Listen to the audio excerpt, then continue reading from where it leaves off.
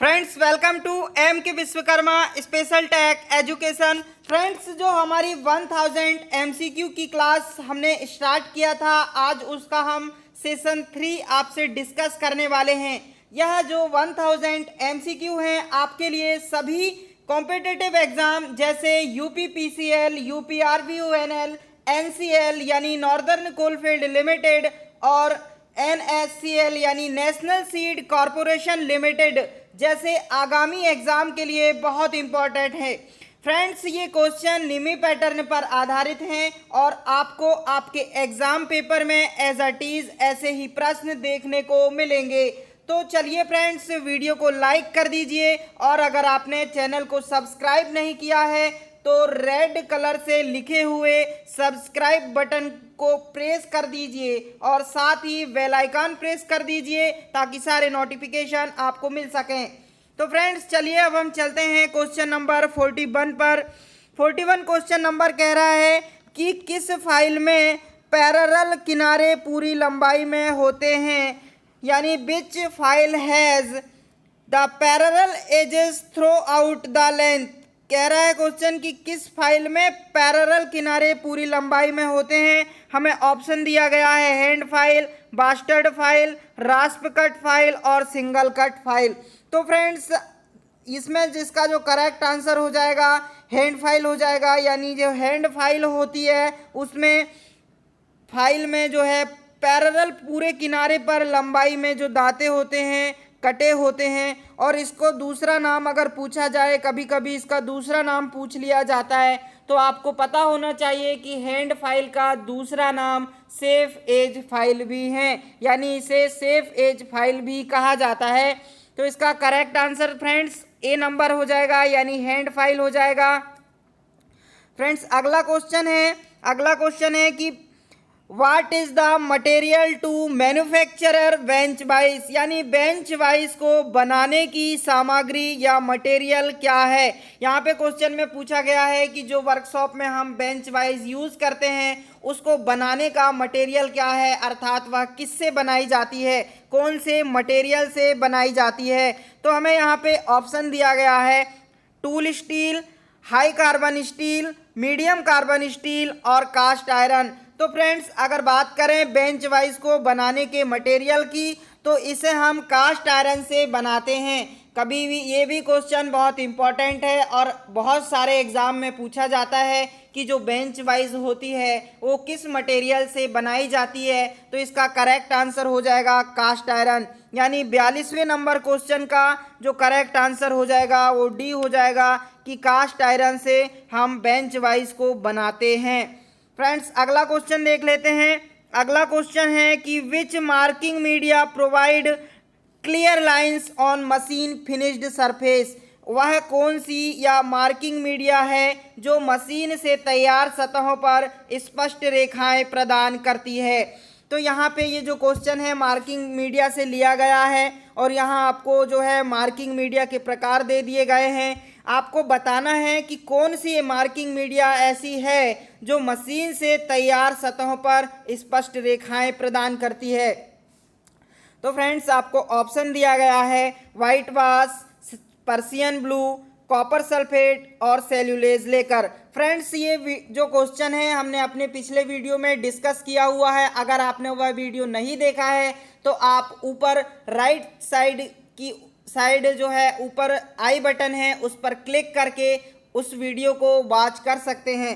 तो फ्रेंड्स अगर हम बात करें इसके डिटेल की तो यहाँ पे अगर वाइट वाश दिया गया है तो वाइट वाश का यूज़ हम कहाँ करते हैं, वाइट वाश जो मार्किंग मीडिया है उसका यूज़ कास्टिंग की गई सतहों पर किया जाता है। अगर बात करें पर्सियन ब्लू की तो जो 43वां नंबर का क्वेश्चन है ये यही कह रहा है कि कौन सी मार्किंग मीडिया मशीन से तैयार सतहों पर स्पष्ट रेखाएं प्रदान करती हैं, यानी पर्सियन ब्लू ही एक ऐसा मार्किंग मीडिया होता है जो मशीन से तैयार सतहों पर स्पष्ट रेखाएं प्रदान करता है। तो इसका जो करेक्ट आंसर हो जाएगा बी हो जाएगा, यानी पर्सियन ब्लू। अगर फ्रेंड्स बात करें कॉपर सल्फेट की तो कॉपर सल्फेट एक जहरीला मार्किंग मीडिया होता है और अगर बात करें सेल्यूलेज लेकर की तो यह जो होता है ऐसा मार्किंग मीडिया होता है जो सूखने में अधिक समय लेता है। तो इसका हमारा करेक्ट आंसर निकल के आ रहा है 43 नंबर क्वेश्चन का Persian blue. Okay friends, B number का जो है इसका आंसर करेक्ट हो जाएगा। अगला क्वेश्चन देखते हैं क्या कह रहा है। अगला क्वेश्चन है what is the purpose of slots provided in the slotted angle plate, यानी स्लॉटेड एंगल प्लेट में दिए गए स्लॉट का उद्देश्य क्या है। आपको जो स्लॉटेड एंगल प्लेट होती है उसमें स्लॉट बनाने का पर्पस यहाँ पूछा गया है, यानी what is the purpose of slots provided in the slotted angle plate. तो फ्रेंड्स आपको ऑप्शन दिया गया है job clamping, easy handling, reduce weight या बेटर एप्रीहेंस। मतलब जॉब को पकड़ने के लिए, आसान से हैंडल करने के लिए, या वजन कम करने के लिए, या बेहतर दिखावट के लिए स्लॉटेड एंगल प्लेट में स्लॉट का उद्देश्य क्या है। इन विकल्पों में आपको सही आंसर कौन सा है वो बताना है। तो फ्रेंड्स हम बात करें अगर स्लॉटेड एंगल प्लेट की, तो उसमें जो दिया गया स्लॉट का पर्पस होता है वो होता है जॉब को पकड़ने के लिए, यानी जॉब की क्लैंपिंग करने के लिए। तो 44 नंबर के क्वेश्चन का करेक्ट आंसर हो जाएगा जॉब क्लैंपिंग। फ्रेंड्स अगला क्वेश्चन है which calliper is used to mark the centre of round bar, यानी राउंड बार के केंद्र को चिन्हित करने के लिए किस कैलिपर का उपयोग किया जाता है। तो फ्रेंड्स ये जो है बहुत इंपॉर्टेंट क्वेश्चन है और ये बहुत सारे एग्जाम में आपको एज इट इज देखने को मिलेगा, ये आ ही जाता है एग्जाम में, तो इसको ध्यान से पढ़िए आप। तो राउंड बार के केंद्र को चिन्हित करने के लिए किस कैलिपर का उपयोग किया जाता है यहाँ पूछा गया है। आपको ऑप्शन में दिया गया है jenny caliper, inside caliper, outside caliper और फर्म जॉइंट कैलिपर। तो फ्रेंड्स अगर बात करें राउंड बार के केंद्र को चिन्हित करने के लिए उपयोगी कैलिपर की, तो इसका जो यूज़ है हम जेनी कैलिपर का यूज़ करते हैं, यानी इसका करेक्ट आंसर जो हो जाएगा जेनी कैलिपर हो जाएगा। तो हम कहेंगे कि राउंड बार के केंद्र को चिन्हित करने के लिए जेनी कैलिपर का उपयोग किया जाता है। फ्रेंड्स अगला क्वेश्चन देख लेते हैं। अगला क्वेश्चन क्या कह रहा है name the part marked us x, यानी एक्स के रूप में चिन्हित जो भाग है उसका नाम आपको यहाँ बताना है। तो फ्रेंड्स ये क्वेश्चन भी हमने पिछले वीडियो में डिस्कस कर चुका है, और अगर आपने वास्तव में वो वीडियो नहीं देखा है तो आप राइट साइड की ओर आई बटन पर क्लिक करके उस वीडियो को वॉच कर सकते हैं जिसमें पूरी डिटेल्स बताई गई है। तो फ्रेंड्स इसकी अगर बात करें, यहाँ ऑप्शन ए जो है लेग दिखाई दे रहा है, ऑप्शन बी जो है पैक दिखाई दे रहा है। तो हमको इस एक्स से चिन्हित भाग का नाम बताना है। हम ऑप्शन सी देख लेते हैं कि ऑप्शन सी क्या कह रहा है। ऑप्शन सी कह रहा है बासर और ऑप्शन डी कह रहा है फुलक्रम, यानी फ्रेंड्स ये जो ऑप्शन डी हो जाएगा इसका करेक्ट हो जाएगा, उसको हम क्या कहते हैं फुलक्रम कहते हैं, है ना। तो 47 नंबर क्वेश्चन पे चलते हैं। अगला क्वेश्चन है हमारा name the angular measuring instrument, यानी इस कोणीय मापक यंत्र का नाम बताइए। आपको यहाँ क्या दिया गया है, एक एंगल मेजरमेंट इंस्ट्रूमेंट दे दिया गया है और आपको पूछा गया है कि इसका नाम क्या है। आपको 4 विकल्प दिए गए हैं, bevel gauge, bevel protector, universal bevel gauge और यूनिवर्सल सरफेस गेज। तो फ्रेंड्स इसमें आपको करेक्ट आंसर बताना है कि कौन सा जो है एंगुलर मेजरिंग इंस्ट्रूमेंट है। तो इसका करेक्ट आंसर क्या हो जाएगा, इसका करेक्ट आंसर हो जाएगा यूनिवर्सल बेवल गेज, यानी 47 नंबर का जो क्वेश्चन है उसका करेक्ट आंसर हो जाएगा universal bevel gauge. Okay friends, चलिए अगला क्वेश्चन देख लेते हैं। अगला क्वेश्चन कह रहा है कि which is used for filling narrow groups and filing narrow groups and angles above 10 degree, यानी क्वेश्चन कह रहा है कि 10 डिग्री से ऊपर के संकीर्ण खांचे और कोण को भरने के लिए किसका उपयोग किया जाता है।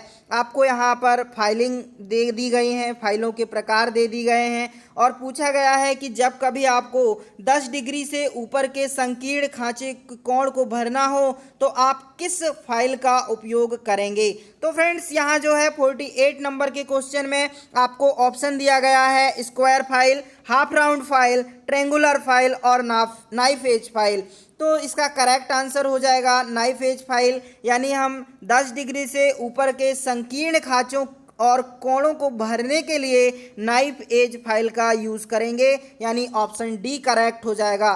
चलिए फ्रेंड्स, अगला क्वेश्चन देखते हैं कि name the defect that causes the metal chips to clog between the teeth of file, यानी उस दोष का नाम बताइए जब धातु के चिप्स फाइल के दांतों के बीच घुस जाते हैं। उस दोष का आपको नाम बताना है कि जब जो धातु के चिप्स होते हैं फाइल के दांतों के बीच में घुस जाते हैं, उस दोष को आप क्या कहते हैं। तो फ्रेंड्स, आपको ऑप्शन दिया गया है file bite, pinning of file, warping of file और ग्लेजिंग ऑफ फाइल। तो फ्रेंड्स, यहाँ बात करें हम फाइल के दोष की, तो फाइल में एक दोष होता है, उसका नाम पिनिंग ऑफ फाइल है, यानी पिनिंग दोष होता है जब फाइल के दांतों के बीच जो कण फंस जाते हैं या घुस जाते हैं, तो उसको हम पिनिंग ऑफ फाइल कहते हैं। और यहाँ हमें ऑप्शन नंबर बी में जो है दिया गया है, इसलिए करेक्ट आंसर फाइल की पिनिंग हो जाएगा। तो फ्रेंड्स, 49 नंबर क्वेश्चन का करेक्ट आंसर ऑप्शन बी हो जाएगा। चलिए अगला क्वेश्चन देख लेते हैं। अगला क्वेश्चन कह रहा है कि which chisel is used for cutting oil grooves, यानी ऑयल ग्रुप्स को काटने के लिए आप किस चीजल का यूज करेंगे। तो आपको ऑप्शन ए में दिया गया है फ्लैट चीजल, ऑप्शन बी में दिया गया है वेब चीजल, ऑप्शन सी में आपको दिया गया है हाफ राउंड नॉच चीजल और ऑप्शन डी में दिया गया है डायमंड पॉइंट चीजल। तो फ्रेंड्स, यहाँ पर हमें क्वेश्चन ने क्या कहा है, क्वेश्चन ने यहाँ कहा है कि ऑयल ग्रुप्स को काटने के लिए किस छेनी का उपयोग किया जाता है। तो ये हमने पिछले जो अपने वीडियो हैं उसमें भी डिस्कस किया हुआ है, फिर ये क्वेश्चन यहाँ रिपीट हुआ है, तो इसका हम करेक्ट आंसर बताएंगे कि ऑयल ग्रुप्स को काटने के लिए जो है हाफ राउंड नॉच चीजल का यूज़ करते हैं। इसलिए जो है 50 नंबर क्वेश्चन का ऑप्शन सी जो है करेक्ट हो जाएगा। हाफ राउंड नॉच चीजल के जो यूज़ है हम ऑयल ग्रुप्स काटने के लिए करते हैं। फ्रेंड्स, अगला क्वेश्चन हमें बताया गया है कि नेम द फाइल, यानी इस फाइल का नाम बताइए। आपको यहाँ फाइल दे दी गई है और उस फाइल का नाम आपको बताना है। तो फ्रेंड्स, यहाँ ऑप्शन दिए गए हैं वेरेट फाइल, रिफलर फाइल, क्रॉसिंग फाइल और मिल्सा फाइल। तो आपको यहाँ जो है 51 नंबर का करेक्ट ऑप्शन मिल जाएगा बी नंबर का, यानी ये फाइल जो है रिफलर फाइल कहलाती हैं। तो इसका जो है बी नंबर का आंसर करेक्ट हो जाएगा। चलो अगला क्वेश्चन देख लेते हैं। अगला क्वेश्चन है what is the name of vice, यानी इस का नाम क्या है। आपको फ्रेंड्स यहाँ एक वाइस दे दी गई है और आपको बताना है कि यहाँ जो है कौन सी वाइस है ना।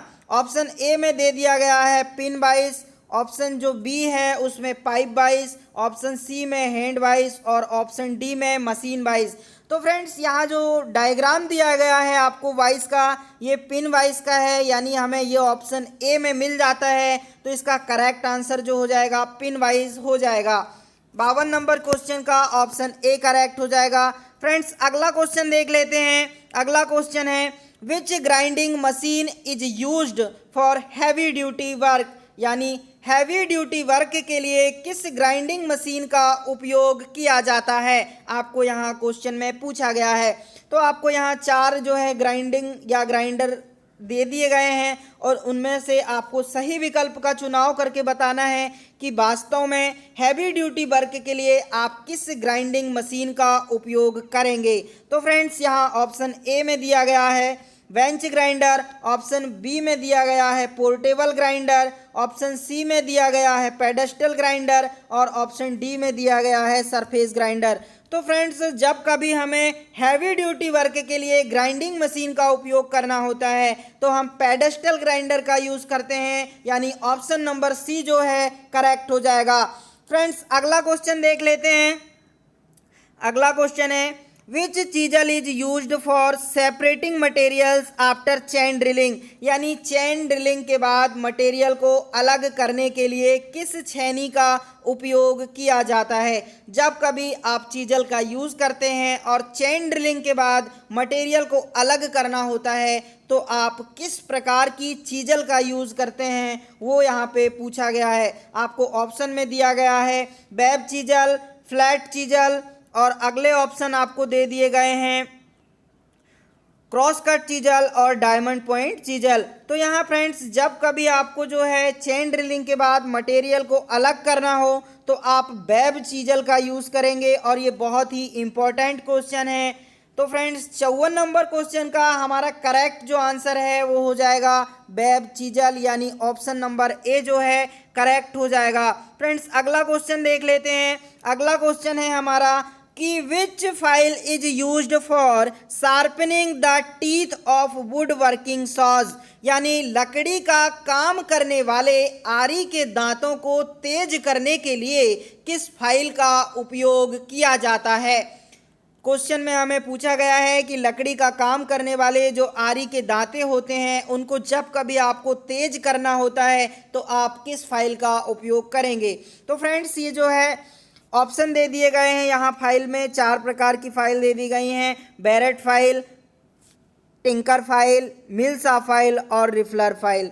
तो बात करें यहाँ पे लकड़ी के काम करने वाले आरी के दांतों को तेज करने के लिए उपयोग आने वाली फाइल, तो वो होती है मिल्सा फाइल, यानी हमारा ऑप्शन सी जो है यहाँ पे करेक्ट हो जाएगा कि मिल्सा फाइल का यूज़ हम वहाँ पे करते हैं, है ना। जब कभी हमें लकड़ी का काम करने वाले आरी के दांतों को तेज करना हो तो हम मिल्सा फाइल का यूज़ करते हैं।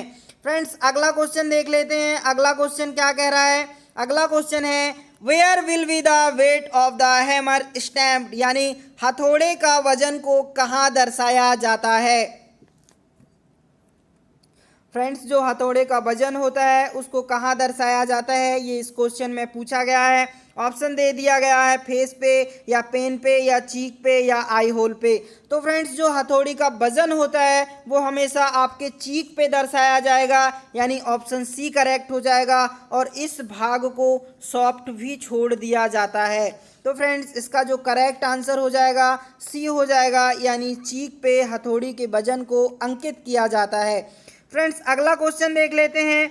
अगला क्वेश्चन कह रहा है कि what will be the effect if the clearance angle of chisel is less than recommended angle while chipping, यानी अगर चिपिंग करते समय छेनी का निकासी कोण अनुशंसित कोण से कम है तो क्या प्रभाव होगा।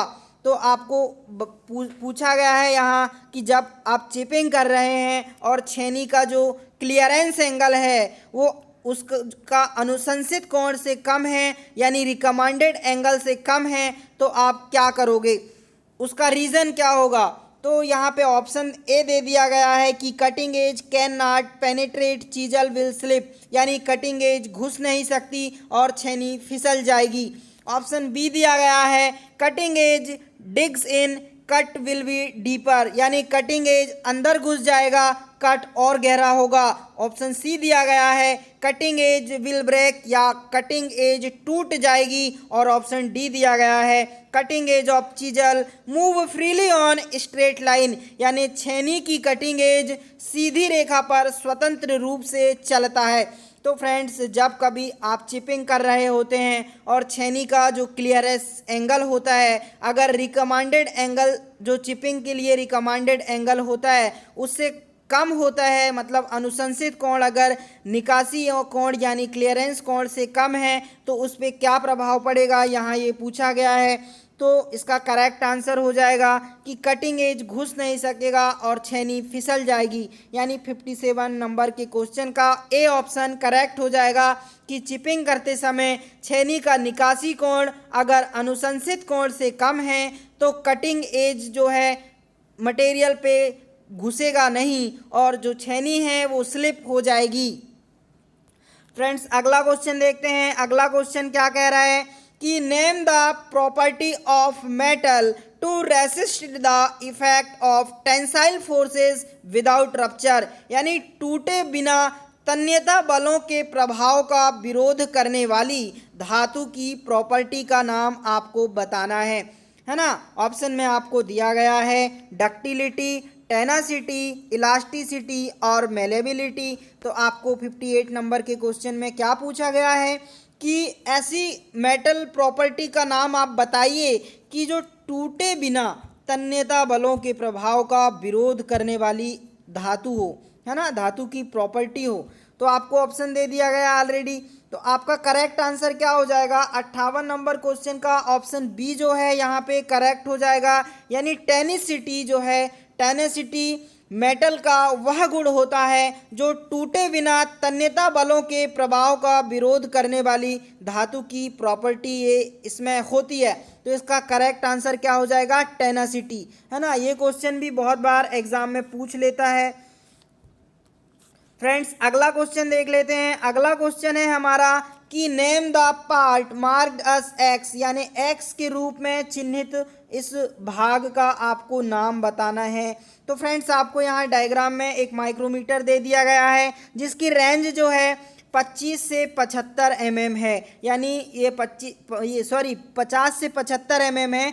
इसकी रेंज कितनी है? 50 से 75 mm इसकी रेंज है। और आपको एक माइक्रोमीटर दिया गया है यहाँ पे, आउटसाइड माइक्रोमीटर। फ्रेंड्स इसमें ऑप्शन दे दिए गए हैं कि आपको बताना है कि ये जो एक्स से चिन्हित भाग है इसको आप क्या कहते हैं, ये यहाँ पे पूछा गया है। आपको ऑप्शन में दिया गया है एनविल कहते हो या थिम्बल कहते हो, स्पिंडल कहते हो या स्पिंडल लॉक कहते हो। तो फ्रेंड्स इसको जो एक्स से इंडिकेट किया हुआ भाग है इसको हम क्या कहते हैं? इसको हम कहते हैं एनविल, और इसके जस्ट सामने वाला हो जाएगा स्पिंडल।